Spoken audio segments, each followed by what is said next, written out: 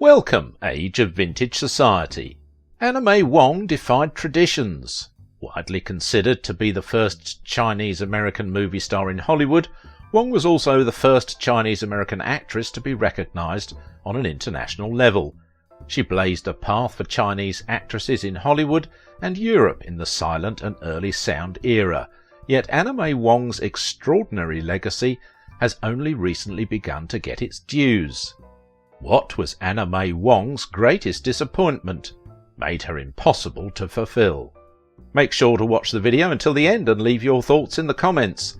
If you're new here, join our wonderful community by subscribing to the Age of Vintage channel. When you think of early Hollywood icons, Vivien Leigh, Ava Gardner or Katharine Hepburn may come to mind, but oft overlooked is Chinese-American silver screen pioneer Anna May Wong. Anna May Wong, like other Hollywood actors of colour, was not allowed in society and would not have been invited to Stewart's party. She couldn't hang out with the very stars who exoticized and imitated her. In classic Hollywood, not only was it okay to act Asian, it was celebrated.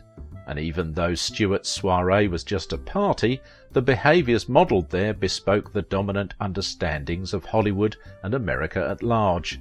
White people can play at other races, and other races can play at very little. Anna May Wong never scandalised Hollywood with her string of fiancées, like Clara Bow, or an outre sex philosophy like Mae West.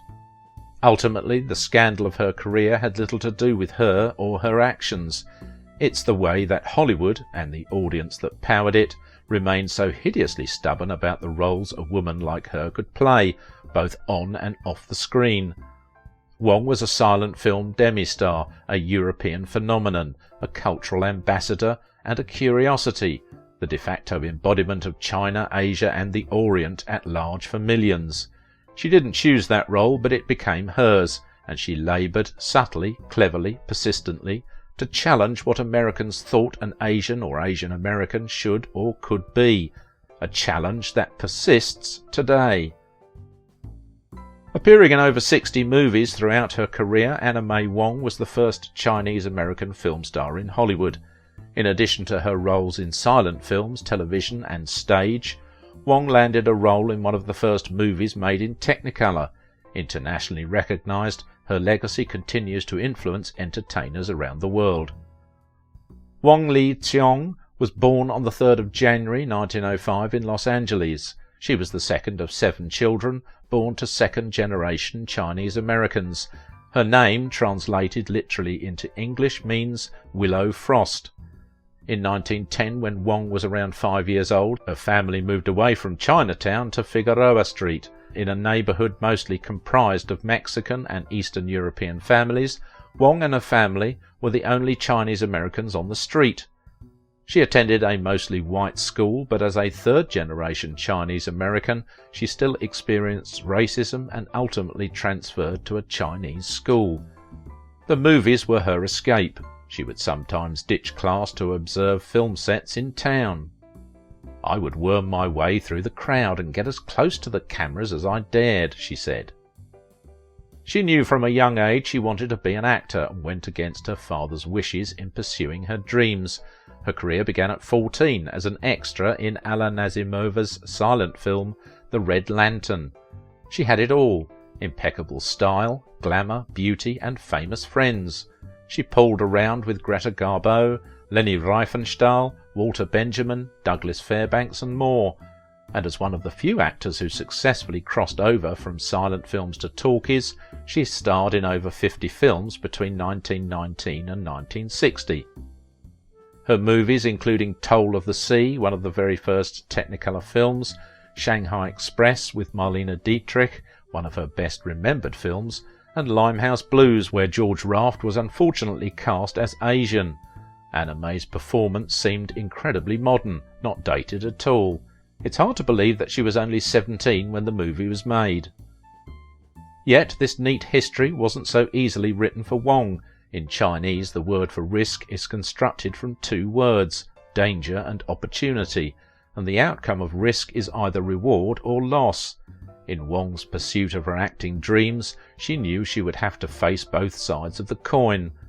Wong was working in a highly visible profession at a time when there were laws like the Chinese Exclusion Act, which banned Chinese labourer immigration.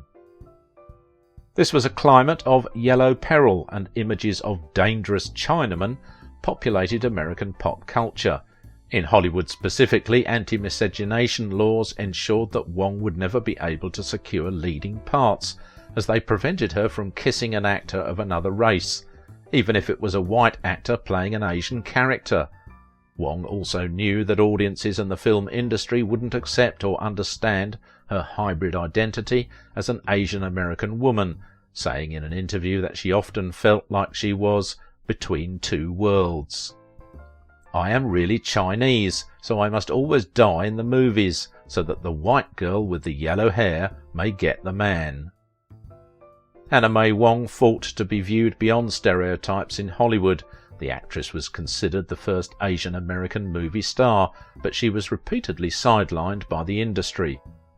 During her career, she made dozens of films in Hollywood, London and Berlin. She was glamorous and sophisticated. Photographers flocked to take her portrait. Despite never having graduated high school, she was worldly and articulate, with friends like Carl Van Vechten, Evelyn Waugh and Paul Robeson. Yet she spent most of her career typecast either as a demure, submissive, painted doll butterfly roles, or a scheming dragon lady. Some people see Anna May as a victim of Hollywood, condemned to play stereotyped Asian roles, Lotus Flower or Dragon Lady, and shouldered aside by white actors such as Louise Rayner and Myrna Loy in Yellowface. Anna May Wong's reputation has suffered over the years because of the roles that she played. The older generation blame her for playing stereotypical roles in the same way that Hattie McDaniel was condemned for playing maids. It's hard to be the first one, whether it's flying across the Atlantic or becoming the first Chinese-American film star. People had expectations that Anna found almost impossible to fulfill. She had no role models to look up to, and Hollywood didn't jump at the chance to develop films for her or groom her for stardom. They just didn't see her as leading lady material. Discouraged by the constant typecasting and being passed over for lead Asian roles in favour of non-Asian actresses, Wong packed up her bags in 1928 and headed to Europe in search of greater prospects. Like other transnational artists of the time, Josephine Baker and Paul Robeson among others, it was an attempt to cross physical, political and racial borders. It was a bold, risky move, but it paid off. Across the Atlantic, Wong became a sensation, appearing in plays and cabaret acts as well as making several films in Germany and England. Since she was not European, Wong was able to present herself as both Asian and American overseas. The European press prided itself as more cultured than Americans and seemed keener to embrace Wong, although it is likely that Europe had its own form of exoticization.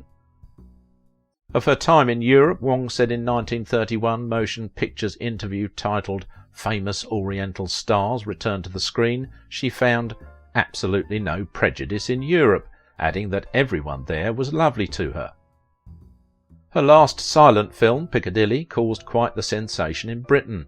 Her scantily clad show tantalised viewers and critics, and Variety magazine noted that Wong stole Piccadilly from the top-billed actress Gilda Gray. Always the consummate professional and master PR person, Wong charmed the presses, gracing magazine covers, conducting numerous interviews, dining and dancing cheek to cheek with the European cultural elite. Her European adventure proved successful. Like a jealous ex-lover seeing Wong with a new romance, America wanted her back. When she returned to American soil 2 years later in 1930, Wong starred on Broadway and cabaret shows, eager to move further away from the typecast roles she played before Europe. With the promise of appearing in a Josef von Sternberg film, Wong accepted one last stereotypical role as Princess Ling Moy, Fu Manchu's vengeful daughter who stands in the way of the white lead and his true love in Daughter of the Dragon. After that role, she acted in Shanghai Express, arguably one of her best performances. Aside from her usual impressive costumes, Wong's expressive face shone under the German expressionist lighting of the film. Her role as a woman who suffers indignities and survives with grace and strength radiates, even if she was a minor character. By the mid-1930s, America's growing sympathy for China in its struggles against Japanese imperialism had improved the characterization of Chinese people in US films, but did little in terms of providing breaks for Asian American actors. Wong had been living in Britain since 1932, fed up with being passed over for lead roles that ultimately went to white actors in yellowface, but returned to the US in 1935 with the goal of obtaining the lead role of O-Lan in the film adaptation of Pearl S. Buck's The Good Earth. MGM cast white actor Paul Mooney as O-Lan's husband, the peasant farmer Wang Lung, and since Wong would not have been able to kiss her on-screen husband, she yet again had to watch as one of the most high-profile Chinese characters in US film was played by a white actress in yellowface. German actress Louise Rayner was cast as O-Lan and went on to win Best Supporting Actress for the role. This omission caused a minor scandal in Tinseltown and was considered Wong's greatest career disappointment. After losing the role, Wong once again packed up her bags in 1936 and went on a year-long tour of China. Her brothers and father had already relocated to China, and Wong had high hopes of studying Chinese theatre, Mandarin and Peking opera. But unlike during her European tour, Wong faced mixed reception in China. The Chinese nationalist government and media had been unhappy with her unsympathetic and embarrassing portrayals of Chinese people, calling her a stooge that disgraced China. Wong was a prolific writer, penning articles in American and international fan magazines and letters, as well as giving interviews where she was candid about her grievances with Hollywood. In response to criticism from the Chinese public, she said in an interview for Hollywood magazine in 1938, "I told them that when a person is trying to get established in a profession, he can't choose parts. He has to take what is offered. I said I had to come to China to learn, and that I hoped I would be able to interpret our country in a better light." Once again, Wong found herself having to defend her hybridity. She was considered not Chinese enough for China, and not American enough for America. Upon her return from China, Wong acted in several B-movies. The shame of Wong's career was not so much the roles she accepted, but Hollywood's squandering of her talent. She could act and dance. Had Hollywood allowed it, she could have soared to great heights. Instead, studios clipped her wings and kept her caged, a practice not uncommon for non-white actors, then and now. Her personal life was just as tumultuous as her screen career. At 17 she had an affair with the director Todd Browning, who was not only older but married as well. Most of her relationships were with white men, which Anna May kept out of the public eye. An interracial relationship would have ended her career. She openly admitted in interviews that she would most likely never marry, claiming that Chinese and Chinese-American men found her too independent. Her sister Mary Wong, who had also pursued a career in film, committed suicide. Suffering on and off from depression, Anna began to drink and smoke heavily, which over the years began to take its toll on her health. Still, she forged on with her career, receiving a star on the Hollywood Walk of Fame in 1960. She was just about to start shooting Flower Drum Song in 1961 when she died suddenly of a heart attack during her sleep. She was only 56. Understanding Wong's legacy is necessary to understand the history of Hollywood. She was marginalized during her life, but critics and film historians today consider her a true original. The gatekeepers of Hollywood try to keep her contained, but she persisted, advocating for herself and seeking a career under her own terms. She was glamorous, striking and cosmopolitan. These qualities propelled her to become one of the first Asian American faces on the big screen, with Asians and non-Asians copying her style and mannerisms. Along with her independent streak, Anna May Wong had the audacity to envision herself in a place where no one looked like her. She also had the courage to speak openly about the barriers she faced, and wore her hybrid identity proudly during a time of fraught racial politics in the United States. In addition to her body of work, her attitude made her a true risk-taker. If you liked this video, don't forget to give it a thumbs up, subscribe if you are new here, and if you want to support my work, please visit my Patreon page. Now it is your turn.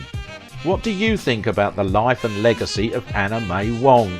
She was a real talent and a risk-taker during her career in Hollywood.